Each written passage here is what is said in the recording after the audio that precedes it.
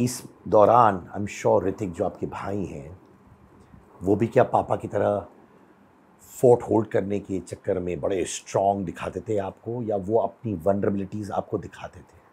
Nobody showed me them being vulnerable in front of me because, like, I knew I could fight it. But they didn't know that I was so strong mentally that whatever they showed me, it would break me.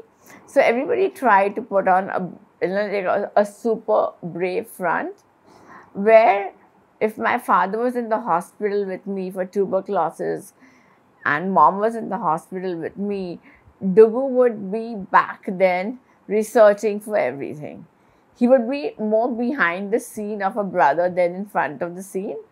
He would be researching, calling up doctors. So each one of them supported me equally and in a big way in their own way.